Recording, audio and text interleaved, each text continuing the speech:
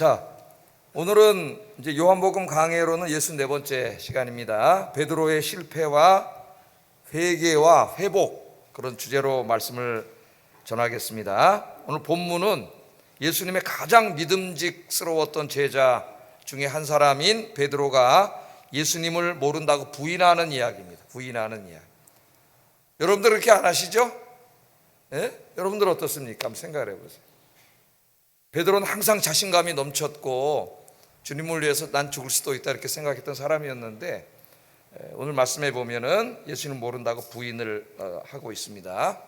그래서 오늘 설교의 핵심은 두 가지로 좀 살펴보려고 해요. 첫째는 베드로가 예수님을 부인하게 된 근본적인 원인에 대해서 좀 한번 생각해 보려고 합니다. 왜 이렇게 베드로가 속절없이 쓰러졌는지 이 부분을 좀 한번 생각해 보려고 하고, 두 번째는 베드로가 예수님을 부인한 이후에 어떤 삶을 살았는지 거기에 대해서 좀 한번 생각해 보려고 합니다.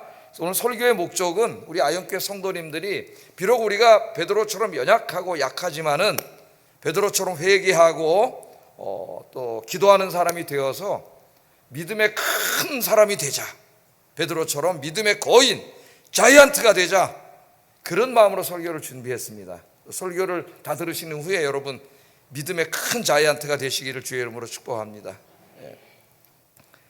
자, 요한복음 오늘 본문을 읽어보면은 베드로가 가야바 법정에서 예수님을 부인한 이야기가 3절 짧게 나오죠.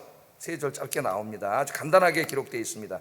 사도 요한은 베드로가 예수님을 3번 부인한 이야기를 자세하게 기록하지 않았습니다. 다른 복음서들을 보면 굉장히 자세하게 기록했는데 사도 요한은 자세하게 기록하지 않았어요. 간단하게 기록을 했습니다. 또한 베드로가 예수님을 부인한 후에 닭 울음소리를 듣고 통곡하고 회개한 이야기는 기록하지 않았어요. 오늘 닭이 울었더라 그까지만 나오지 그 닭 소리를 듣고 베드로가 어떻게 했는지에 대해서는 기록되어 있지 않습니다. 자, 사도 요한의 관심은 베드로가 그 예수님을 부인한 이후에 닭 소리를 듣고 예수님 말씀이 생각나서 회개한 부분에 초점을 맞추기보다는 베드로가 나중에 영적으로 회복해서 주님의 일꾼이 되는 부분에 초점을 맞추고 있어요. 그래서 회개한 이야기는 생략을 하고 21장 이제 제일 마지막 장을 읽어보면은 부활하신 예수님이 베드로 찾아가서 대화 나누는 이야기가 나옵니다. 다른 성경에 그 이야기는 없죠. 네가 나를 사랑하느냐 3번 예수님께서 물어보시고 그때 자기가 3번 부인한 게 생각이 베드로가 나서 내가 감히 사랑합니다 이런 말을 못하고 내가 주님을 사랑하는 줄 주님이 아십니다 이렇게 대답하면서 베드로가 이제 회복되고 그가 나중에 주님을 위해서 십자가에서 순교하게 될 이야기를 예수님이 하시는 이야기가 21장에 나와요. 그래서 그 베드로의 회복 부분에 강조점을 두고 있다, 그렇게 우리가 알면 되겠습니다. 자, 우리가 이제 그래서 이 베드로의 이야기를 자세하게 좀 살펴보려면은 요한복음만 가지고는 자세히 나오지 않기 때문에 다른 복음서들과 함께 읽어봐야 됩니다. 마태복음, 마가복음, 누가복음.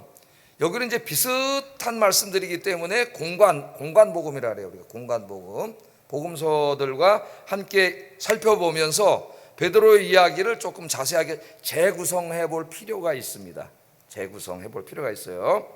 자, 마태, 마가, 누가복음서를 읽으면은 이날 베드로는 너도 예수님의 제자가 아니냐 하는 질문을 총 3번 받습니다.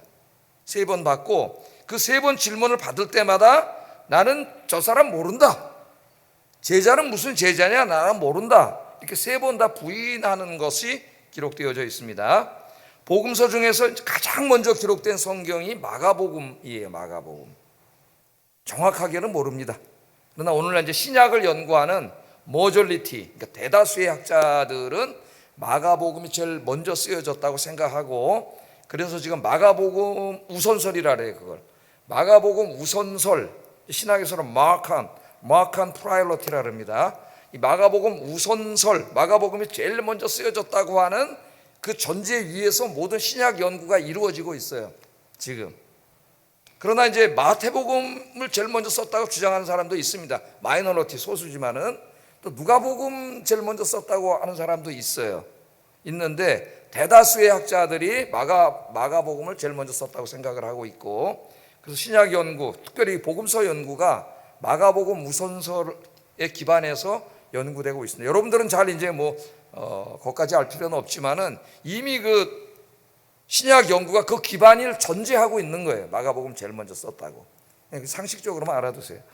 자, 그래서 마가복음을 제일 먼저 썼는데 마가복음 15장 66절 72절 말씀을 통해서 이날 있었던 일을 자세히 한번 살펴보면은 이날 세 사람으로부터 너도 예수님의 제자가 아니냐 질문을 받았습니다. 그리고 세 번 다 예수님을 부인하는데 특별히 마지막 질문, 세 번째 질문을 받았을 때는 아주 극렬하게 부인을 합니다.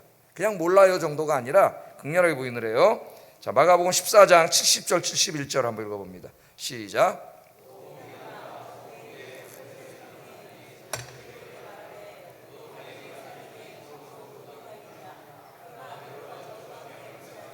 나는 너희가 말하는 이 사람을 알지 못하노라 하니.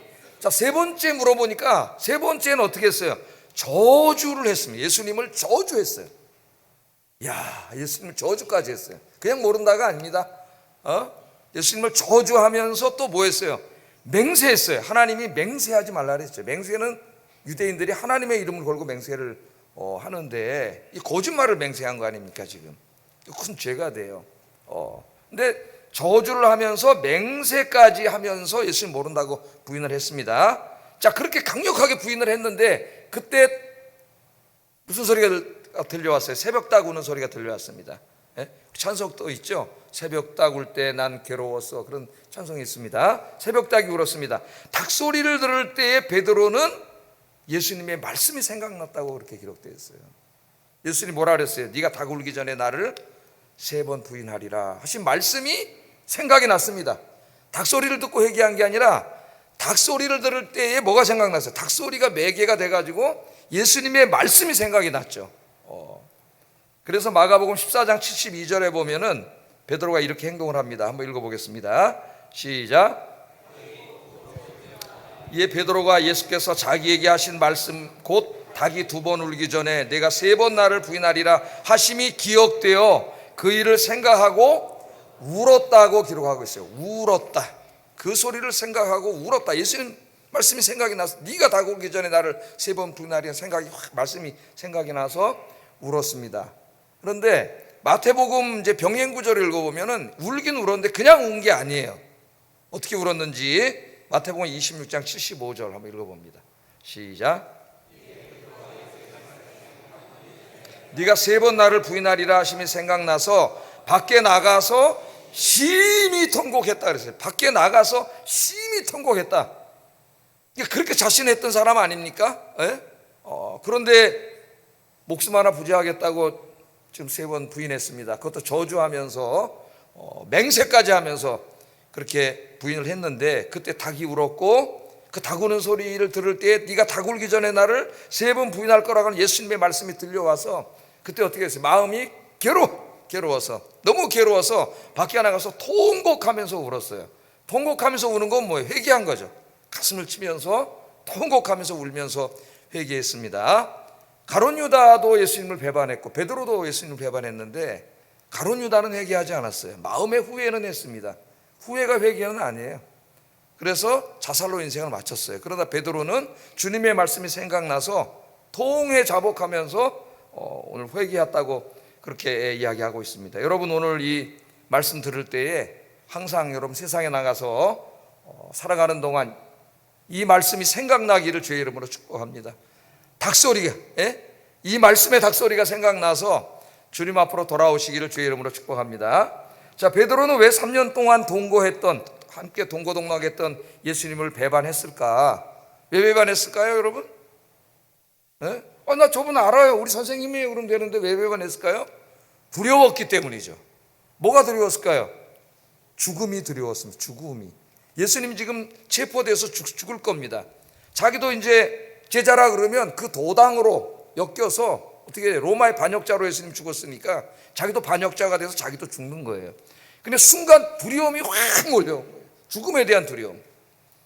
여러분 우리 교회의 역사를 살펴보면 마귀가 우리 그리스도인들을 쓰러뜨리려고 할 때 이제 공격을 하는데 가장 강력한 무기, 최후의 무기가 뭐냐면 죽음입니다.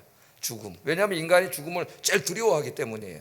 자기 목숨을 제일 사랑하고 그래서 죽음을 제일 두려워합니다. 그래서 죽음으로 공격을 하는데 죽음 앞에서 많은 사람들이 배교했어요.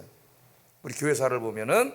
그런데 죽음 앞에서도 끝까지 믿음을 지킨 사람들이 있습니다. 그 사람들이 누구예요? 순교자예요. 순교자. 베드로가 나중에는 이 사람이 순교자가 됩니다. 죽음으로 공격을 해요. 그러니까 죽음 앞에 지금 무서운 거죠. 죽음이. 그냥 죽음 막연하게 생각하다가 그 죽음이 자기 앞에 확 닥쳐온 거예요. 지금. 예? 자기가 죽음 앞에서도 믿음을 지킬 줄 알았는데 지킬 수 없는 겁니다. 그런 믿음이 아닌 거예요. 그래서 자기는 대단한 사람이라고 생각했지만은 죽음 앞에서 속절없이 무너져 내렸습니다. 베드로는 그가 정말 믿음이 있는 사람이라면 이렇게 대답했어야 했습니다. 당신 제자 맞습니까? 제자 아니에요? 네, 맞습니다. 여러분도 그렇게 하는지 한번 생각해 보세요. 네, 맞습니다. 저는 예수님의 제자입니다. 저분이 바로 하나님의 아들 메시아요 구원자입니다. 그러니까 당신도 저분을 믿어야 구원받습니다. 이렇게 말해야 됐습니다. 진정한 그리스도인이라면. 그러나 죽음이 두려웠던 베드로는 그렇게 말하지 못했습니다. 베드로의 믿음은 죽음 앞에서 무너지는 연약한 믿음이었습니다.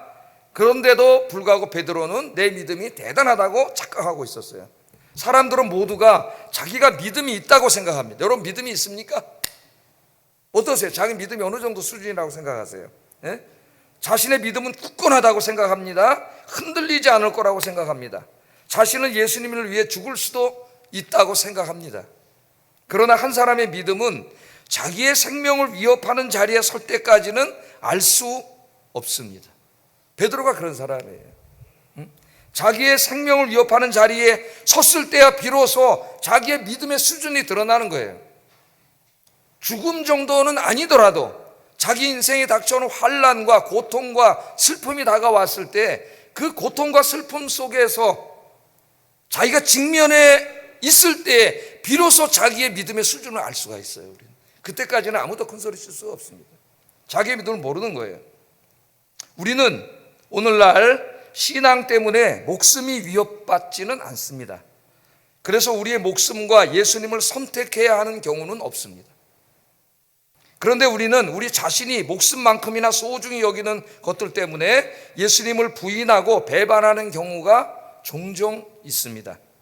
사람들은 목숨만큼이나 돈을 소중히 여기고 권력을 소중히 여기고 세상의 즐거움과 쾌락, 자기 자존심, 명예 이런 것들을 소중히 여깁니다.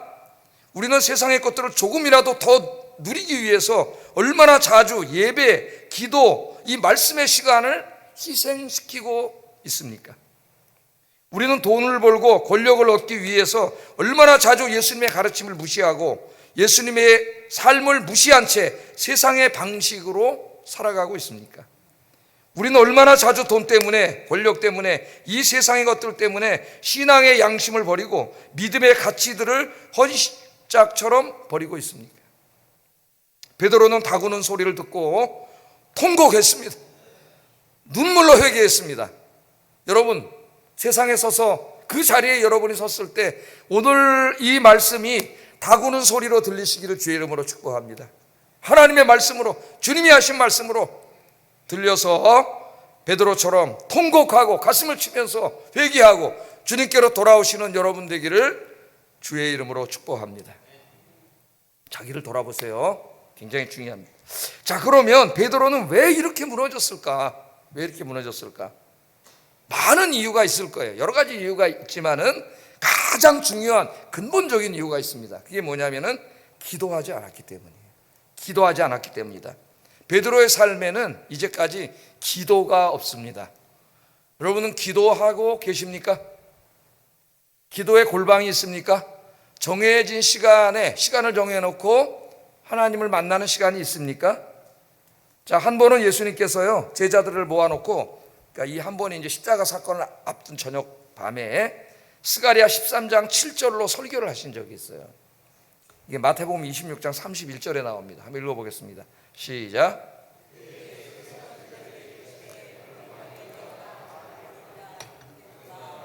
목자를 치리니 양의 떼가 흩어지리라 하였느니라. 스가랴 13장 7절의 예언의 말씀. 예? 목자를 치니까 양들이 흩어지더라. 예수님이 이 말씀을 했습니다. 이제 자신의 십자가 죽음을 이야기하면서 제자들이 예수님을 버리고 도망갈 것을 말씀한 거예요. 이 말씀을 들었을 때에 베드로가 참을 수가 없었어요. 참을 수가. 아니 우리를 어떻게 보고 우리를 어떻게 보고 예수님이 그런 말씀을 하시지? 그래서 마태복음 26장 33절에 보면 베드로가 동의하지 않습니다. 예수님 설교에 베드로가 대답하여 이르되 모두 주를 버릴지라도 나는 결코 버리지 않겠습니다. 이 사람들 다 버려도 난 절대로 버리지 않겠습니다. 큰 소리를 쳤어요. 여러분 큰 소리 치지 마세요. 큰 소리 치지 마세요. 나중에 낭패를 당합니다. 큰 소리를 쳤어요. 그랬더니 예수님이 뭐라 그러셨어요? 예수께서 야 믿음 좋다 칭찬해 주신 게 아니라 걱정스러운 모습으로 이렇게 말씀하셨어요. 마태복음 26장 34절에 보면은 예수께서 이르시되 내가 진실로 내게 이르노니 오늘 밤 다 굴기 전에 네가 3번 나를 부인하게 될 것이다. 예수님이 이렇게 말씀을 하셨어요. 인간의 연약함, 인간의 연약함을 이야기한 겁니다. 그리고 그 앞선 사건이 이제 기도 사건이 있었어요. 좀 이따 얘기할 거지만은 네가 나를 3번 부인할 거다. 이 얘기를 듣고도 베드로가 전혀 동의하지 않습니다. 다시 얘기합니다. 마태복음 26장 35절. 마태복음 26장 35절에 베드로가 이르되 내가 주와 함께 죽을지언정, 자 뭐라 그랬어요? 주님과 함께 죽을지언정 주를 부인하지 않겠나이다. 주님과 함께 죽겠습니다. 우리가 주님을 부인하다니요, 죽겠습니다. 그랬더니 다른 제자들도 그와 같이 말했다 그랬어요. 그와 같이 동의했다 그랬어요. 야 대단하잖아요. 이 충성을 지금 맹세하고 있는데 베드로는 주님과 함께 죽을지언정 절대로 주님을 배반하지 않을 것이라고 말을 했습니다. 그러나 큰 소리 쳤던 베드로와 제자들은 우리가 잘 알고 있는 것처럼 예수님께서 십자가에서 죽으실 때 다 도망쳤어요. 왜? 붙잡히면 같은 도당으로 몰려서 죽으니까 살기 위해서 다 도망쳤습니다. 그 중에서도 제일 큰 소리 쳤던 베드로, 이 사람들 다 주님 버려도 나는 절대로 아닙니다. 난 죽을 때까지 같이 가서 죽겠습니다. 그랬던 베드로가 여종 앞에서, 여종의 질문 앞에서도 무서워가지고 살기 위해서 3번 저주하면서 모른다고 그렇게 부인을 했습니다. 자, 제가 아까도 물었어요. 왜 쓰러졌을까? 왜 쓰러졌을까? 왜 이렇게 당당하던 베드로가 쓰러졌을까? 왜 쓰러졌다 그랬어요?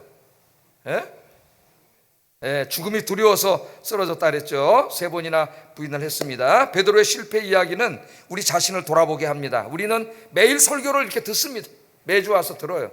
들을 때는 마음이 뜨거워지고 이제 나도 말씀대로 살아야 되겠다고 다짐도 하고 결심도 합니다. 내 정말 봉사도 많이 하고 진실되게 신앙생활 하겠습니다. 이렇게 다짐도 하고 결심도 합니다. 그리고 이제 교회 문 밖을 나가면은 내일 월요일이 오고 화요일이 오고 수요일이 오면 이제 잊어먹어요.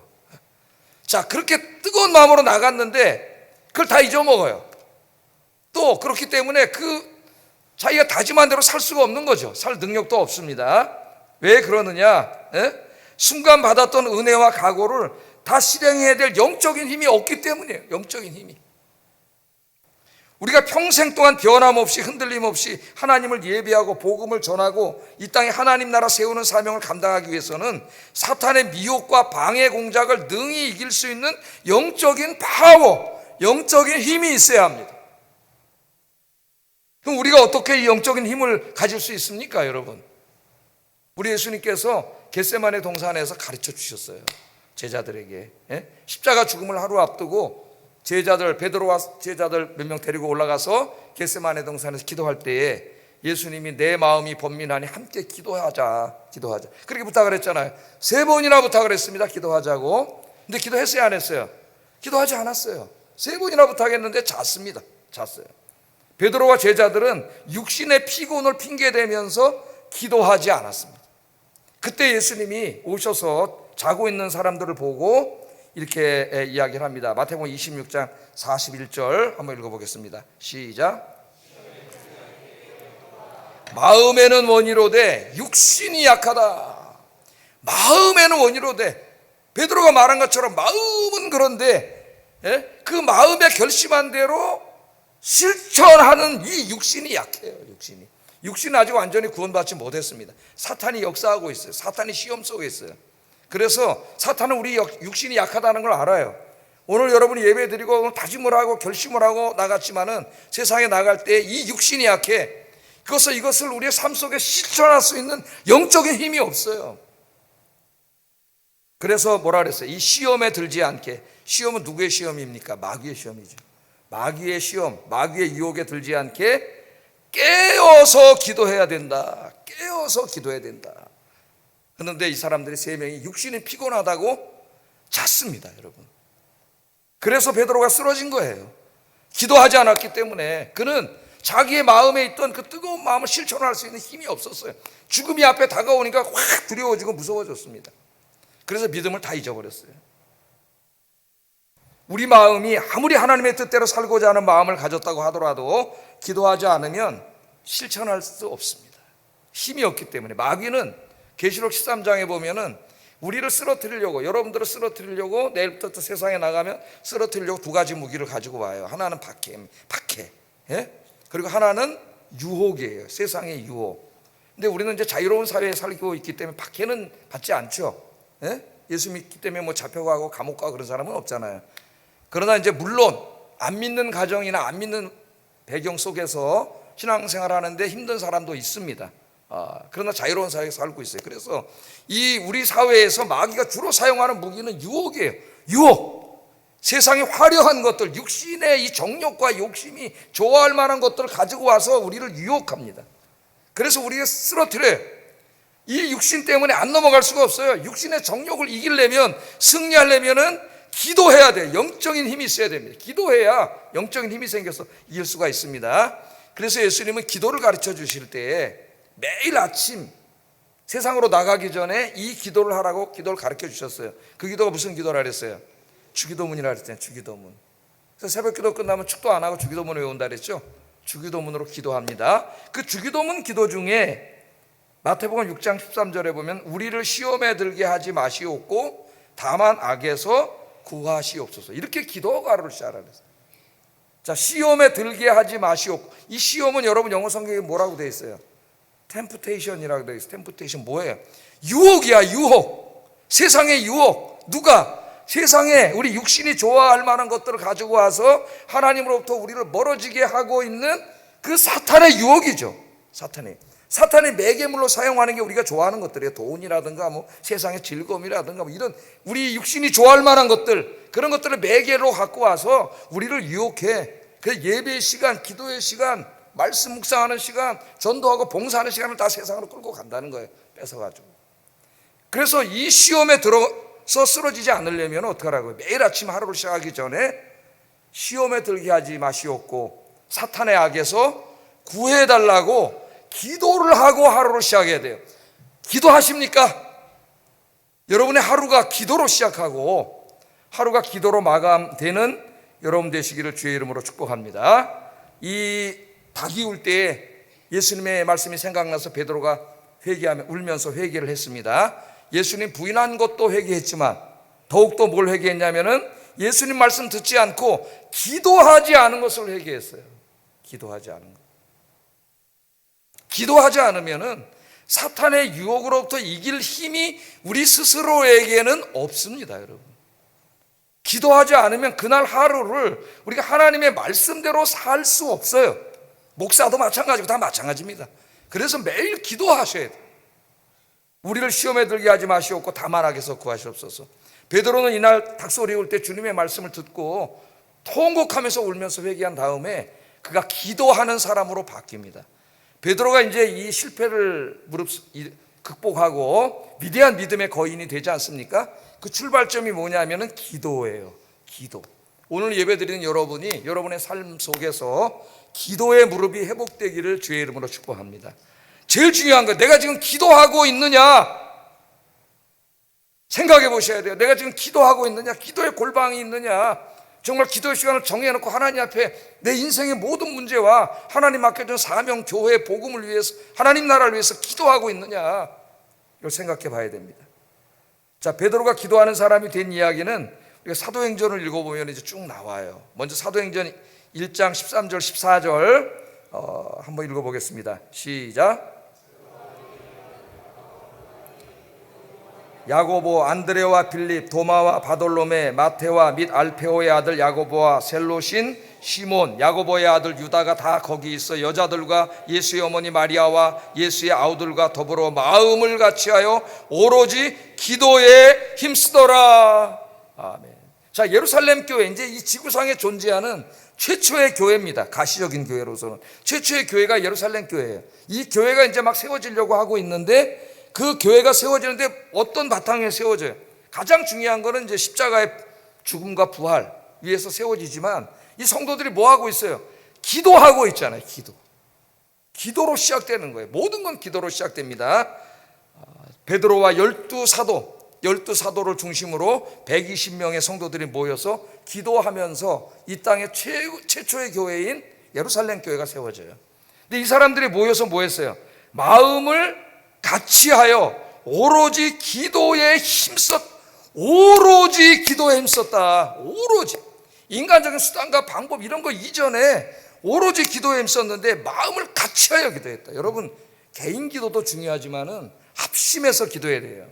합심해서 성도들이 교회에 모여서 합심해서 기도하는 게 중요합니다. 마음을 같이하여 하는 기도가 굉장히 중요한 거예요. 예? 마음을 같이해서 우리가 선교를 위해서, 또 이 지역 복음화를 위해서, 교회를 위해서, 사역하는 분들을 위해서, 병든 아픈 분들을 위해서 성도들이 마음을 같이하여, 이게 중요해요. 마음을 같이하여 합심 기도하는 데 여러분 나오세요. 합심으로 기도하는 게 굉장히 중요한 사명이에요. 하나님 앞에. 그래서 기도를 회복하시는 여러분 되길 주의 이름으로 축복합니다. 뿐만 아니라 3장 1절 보면 제9시 기도 시간에 베드로와 요한이 성전에 올라갔어요. 이제는 기도 시간이 있었죠. 히브리인들이 그 기도 시간에 성전에 가서 기도하잖아요, 베드로가. 그러니까 기도가 뭐가 된 거예요? 이제 자기의 삶이 된 겁니다. 습관이 된 거예요. 습관적으로 기도하는 거는 안 되지만은 기도가 습관이 돼야 됩니다. 기도하는 게. 그래서 기도 시간이 있고 기도 시간에 올라가서 기도하는 사람이 돼요. 여러분, 기도가 여러분 몸의 일부가 돼야 돼요. 그걸 습관이 된 거잖아요. 습관. 예? 기도가 습관이 되기 바랍니다. 습관이 됐다는 말은 매일 정해진 시간에 지속적으로 한다는 거 아니겠어요? 예? 습관이 돼야 돼요. 이렇게 기도가 회복됐어요. 그리고 나중에는 베드로전서를 쓸 때는 교인들에게 기도하라고 가르칩니다. 베드로전서 4장 7절 읽어보겠습니다. 시작. 근신하여 기도하라. 만물의 마지막이 가까웠어. 이제 주님 오실 때가 가까웠어요. 예? 그러니까 어떻게 해야 돼요? 우리가 정신 차리라. 이게 정신 차리라. 이북말로는 정신 차리라. 정신 차리라. 저희 아버님 맨날 정신 차리라. 정신을 차리고 근신하여 기도하라. 정신 차리세요. 지금 마귀가 우는 사자처럼 삼킬자를 찾아다니고 세상의 유혹으로 우리를 쓰러뜨리려고 공격하고 있어요. 예? 그런데 우리는 아무것도 모르고 영적인 전쟁이 일어난지도 모르고 그냥 사는 거예요, 여러분. 그래서 정신 차리라고, 정신 차리고 근신하여 기도하라 그랬어요. 그렇게 가르쳤어요. 자기가 생각난 거예요. 베드로가 정신 차리고 기도 안 해서 그렇게 큰 소리 치다가 예수님 모른다고 저주하면서 부인했잖아요, 3번이나. 예? 지금 자기 고백이 들어간 거예요. 이 가르치면은 정신 차리지 않으면 이렇게 된다, 나같이 쓰러진다, 아무도 장담 못한다. 여러분, 정신 차려서 기도하시기를 주의 이름으로 축복합니다. 자, 이렇게 베드로의 변화는 기도에서 시작됐다. 우리의 새로운 삶은 기도에서 시작되는 거예요, 여러분. 기도에서. 기도로 베드로는 변하기 시작했습니다. 작은 여종 앞에서 목숨을 부지하기 위해 예수님을 저주하며 부인했던 베드로가 예수님을 위해 목숨을 바치는 믿음의 거인이 돼. 그것만 몇 가지 살펴보고 기도하겠습니다. 믿음의 거인이 되는데, 첫째, 베드로는 사내들인 공회의 위협과 협박 앞에서도 두려워하지 않고 예수님을 증거하는 믿음의 거인이 됐습니다. 사도행전 4장 18절 20절에 이런 말씀이 있어요. 그들을 불러 경고하여 도무지 예수의 이름으로 말하지도 말고 가르치지도 말라 하니 베드로와 요한이 대답하여 이르되 하나님 앞에서 너희의 말을 듣는 것이 하나님의 말씀을 듣는 것보다 옳은가 판단하라. 우리는 보고 들은 것을 말하지 아니할 수 없다 하니라. 자, 여종 앞에서도 살겠다고 부인했던 사람이 몇 달 전에, 이 사람이 지금 사내들인 공회란 유대인의 최고 통치기구 아닙니까? 거기 대부분이 제사장들인데 이 사람들은 뭐 하던 사람이에요? 예수님 십자가에 매달아 죽이는데 앞장섰던 사람이에요. 그런데 베드로와 요한이 그 예수님이 바로 3일 만에 부활하신 하나님의 아들 메시아다 이렇게 전하니까 이 지금 사내들인 공회는 뭐 한 거예요? 하나님의 아들을 죽인 자들이 되는 거예요. 그러니까 전도하지 못하도록 막 핍박을 하고 지금 베드로가 요한 잡아다가 위협하고 협박하는 거죠. 한 번만 더 하면 죽인다. 그럴 때는 베드로가 뭐라 그래요 지금? 하나님 앞에서 인간의 말을 듣는 게 옳으냐 하나님의 말씀 듣는 게 옳으냐. 우리는 보고 들은 것을 전하지 않을 수 없다. 여인 앞에서도 부정하던 그가 사내들인 공회 앞에서 이렇게 담대한 사람이 되었다. 뭐가 이렇게 변화됐어요? 그가 기도함으로 성령의 사람이 되었기 때문에 변화된 겁니다. 자, 두 번째 베드로는 고통당하고 있는 많은 사람들을 예수님의 능력으로 치유하는 영적인 치유자가 됐습니다. 사도행전 5장 15절 16절에 보면은 심지어 병든 사람을 메고 거리에 나아가 침대와 요 위에 누이고 베드로가 지날 때에 혹 그의 그림자라도 누구에게 덮일까 바라고 예루살렘 부근에 수많은 사람들도 모여 병든 사람과 더러운 귀신에게 괴로움받는 사람을 데리고 와서 다 나음을 얻으니라. 자기 믿음 하나도 이렇게 제대로 간수 못하던 사람 아니에요 지금 이 본문에. 근데 이 사람이 기도하는 사람, 성령의 사람이 된다면 이제는 육신의 고통 속에 있는 사람, 정신적인 고통 속에 있는 사람, 영적인 고통에 있는 사람들을 치유하고 돌보는 영적인 치유자가 됐다는 거예요. 그래서 여러분 자기 혼자 신앙생활을 굉장히 힘들어하는 사람이 아니라 여러분 영적으로 성장하셔서 많은 연약한 분들을 영적으로 돌보고 이끌어주는 이런 믿음의 자이언트들이 되시기를 주의 이름으로 축복합니다. 자, 그 다음에 베드로는 이 세상의 부귀영화를 꿈꾸며 높은 자리를 탐하던 사람에서 하나님 나라 바라보는 사람으로 변했습니다. 베드로 후서 3장 10절 14절 그러나 주의 날이 도둑같이 오리니 그날에는 하늘이 큰 소리로 떠나가고 물질이 뜨거운 물에 풀어지고 땅과 그 중에 있는 모든 일이 드러나리로다. 이 모든 것이 이렇게 풀어지리니 너희가 어떠한 사람이 되어야 마땅하냐. 거룩한 행실과 경건함으로 하나님의 날이 임하기를 바라보고 간절히 사모하라. 그날에 하늘이 불에 타서 풀어지고 물질이 뜨거운 불에 녹아지려니와 우리는 그의 약속대로 의의가 있는 곳인 새 하늘과 새 땅을 바라보도다. 베드로의 설교잖아요. 베드로 원래 어떤 사람이었어요? 제자들하고 같이 가면서 예수님 왕 되시면은 네가 국무총리냐 내가 국무총리냐 누가 1인자 이거 갖고 매일 싸운 사람. 이 세상의 권력과 돈밖에 모르던 사람입니다. 그런데 기도하면서 성령의 사람이 된 이후에는 이제 세상을 사랑하는 사람이 아니라 하나님 나라 바라보는 사람이 됐습니다. 하나님 나라. 자, 마지막으로 베드로는 십자가에 거꾸로 매달려 죽은 순교자가 됐습니다. 자기의 목숨 하나 살으려고 저주하며 부인했던 그 사람이 기도의 사람이 된 이후에는 주님을 위해서 자신의 목숨을 바칠 수 있는 사람이 됐다. 바친 사람이 됐다는 겁니다. 자, 물론 베드로가 십자가에서 거꾸로 매달려 죽었다는 이야기는 성경 기록에는 없습니다. 요한복음 21장 18절 19절에 보면 예수님이 베드로 찾아와서 회복시켜 주신 이후에 그가 십자가에서 죽을 것 같은 말씀을 암시하는 상징적인 얘기는 하셨어요. 직접 십자가에서 죽을 거다 그런 얘기는 안 하셨습니다. 상징적인 얘기는 하셨어요. 더더군다나 십자가에서 거꾸로 매달렸다는 이야기는 성경 기록에는 없습니다. 그러나 기독교 전승에 기록이 되어 있는데 AD 2세기의 후반에 쓰여진 베드로 행전이라는 책이 있어요. 베드로 행전에 보면은 베드로는 내가 예수님과 똑같이 죽을 수 없다 하여 십자가에 거꾸로 매달려 죽었다고 이야기하고 있습니다. 아, 예수님이 이렇게 십자가에서 매달려 죽으셨는데 나 같은 죄인이 어떻게 똑같이 예수님하고 죽을 수가 있는지, 그러니까 나를 십자가에 거꾸로 매달아라. 그래서 거꾸로 죽었다고 기록하고 있습니다. 또 한 사람은 이제 오리겐이라고 하는 저 2세기의 교부인데 이 사람이 직접 쓴 책은 아니고요. 저 유세비우스라고 하는 저 유명한 교회사가 있잖아요. 저 책에 오리게네스의 이제 말이 인용되어 있는데 내용은 같습니다. 똑같아요. 예수님이 십자가에 매달려 죽으셨는데 내가 어떻게 똑같이 매달려 죽을 수 있느냐? 나를 거꾸로 매달아 주시오. 그래서 십자가에 거꾸로 매달려서 죽었다는 거예요. 여러분, 성도의 가장 큰 영광은 주님을 위해서 죽는 겁니다. 자기 목숨을 드리는 거예요.